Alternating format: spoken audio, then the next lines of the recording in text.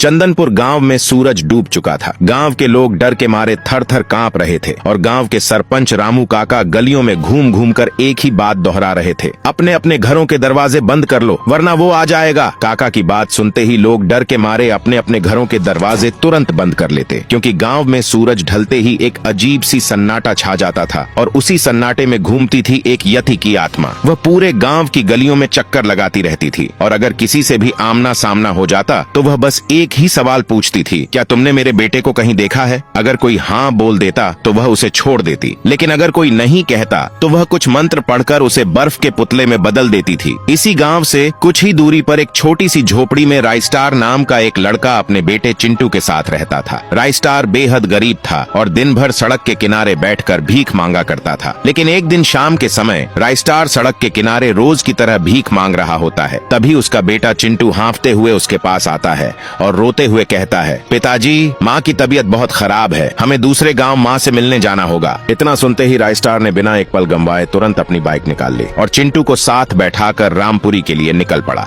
जैसे ही वह चंदनपुर पहुंचा, उसकी बाइक अचानक बंद हो गई। उसने बाइक किनारे लगाई और चिंटू को लेकर पैदल ही आगे बढ़ने लगा और पैदल चलते चलते वह देखता है कि गांव में चारों तरफ अफरा तफरी मची हुई है। लोग डर के मारे अपने अपने घरों के दरवाजे बंद कर रहे हैं। राइस्टार यह सब देखकर कुछ समझ पाता उससे पहले ही एक अधेड़ उम्र का आदमी उसके पास आता है और उन्हें रोककर कहता है, लगता है तुम दोनों इस गांव में नए हो। राइस्टार बोलता है, हाँ काका, हमें दूसरे गांव रामपुरी जाना है, पर हमारी गाड़ी बीच रास्ते में ही खराब हो गई है। तभी काका बोलते हैं, बेटा, तुम दोनों इस गांव में अब फंस चुके हो। ये गांव एक श्रापित गांव है। यह सुनते ही चिंटू फूट फूट कर रोने लगता है और बोलता है, दादाजी, मेरी माँ की तबीयत बहुत खराब है, कृपया करके मुझे आगे जाने दो। राइस्टार उसे समझाता है, पर चिंटू किसी की नहीं सुनता और पैदल ही वहाँ से निकल जाता है। कुछ ही देर चलते चलते रात भी गहरा जाती है। दूसरी ओर वह आदमी राइस्टार से बोलता है, जल्दी मेरे साथ घर के अंदर चलो वरना वह आ जाएगा। राइस्टार बिना कोई सवाल किए उसके पीछे पीछे उसके घर के अंदर चला जाता है। अंदर जाते ही वह आदमी दरवाजा बंद करता है और राइस्टार से कहता है, अच्छा किया कि तुमने मेरी बात मान ली। तभी राइस्टार पूछता है, कौन है वह और क्या है यह श्राप? तभी काका बोलते हैं, हमारे गाँव में हर शाम सूरज ढलते ही एक श्रापित यति की आत्मा घूमती है और जिससे भी उसका सामना होता है वह उससे कुछ सवाल पूछती है और किसी ने भी अगर उसके सवालों का जवाब नहीं दिया तो वह उसे बर्फ की एक मूर्ति में बदल देती है। यह सब सुनकर राइस्टार के रोंगटे खड़े हो जाते हैं और दूसरी ओर चिंटू भी गांव की सीमा तक पहुंच चुका होता है। वह आगे बढ़ने ही वाला था कि तभी उसके सामने प्रकट होती है वही यति की आत्मा। वह धीरे धीरे उसके पास आती है और उससे सवाल पूछती है, क्या तुमने मेरे बेटे को कहीं देखा है? चिंटू डर के मारे कुछ भी बोल नहीं पाता। यति को लगता है कि वह उसकी बातों का अपमान कर रहा है। वह उसे भी कुछ मंत्र पढ़कर बर्फ की मूर्ति में बदल देता है और एक ही झटके में मार डालता है।